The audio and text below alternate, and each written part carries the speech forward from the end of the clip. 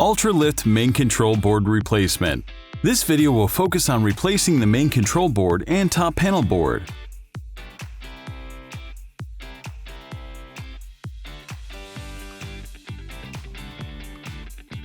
Using an 1/8" Allen wrench, remove the 4 top plate screws.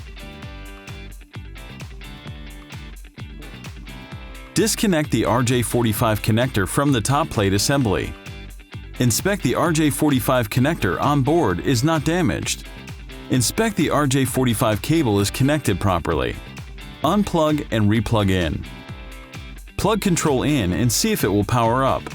If not, disconnect the RJ45 connector from the top plate assembly in preparation for housing removal. Remove the 4 cap nuts from the base using a 7/16" socket driver. Remove the housing from the base. Inspect power cord up to main control board is not damaged. If so, replace power cord and GFCI. We will assume you already verified you have a good GFCI power cord, and we will now inspect the power cord connections to the main control board.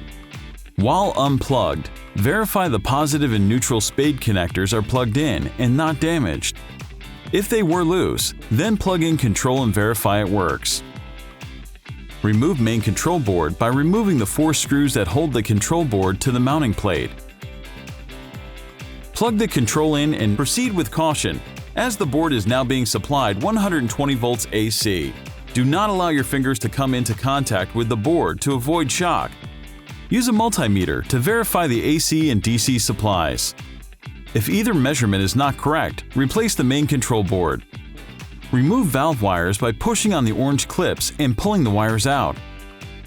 Remove black wires from the blower motor. Remove the black and white power wire spades. Make note of how the wires are connected to the main control board for reassembly. Reassemble the connections. Secure the black and white power wires to the main control board. Secure the blower wires to the blower motor.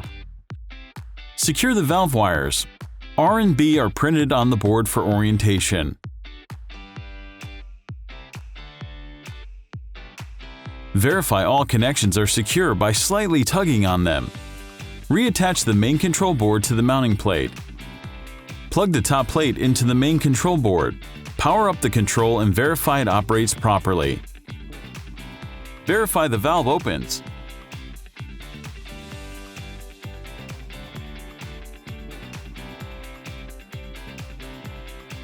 Reassemble the housing and top plate.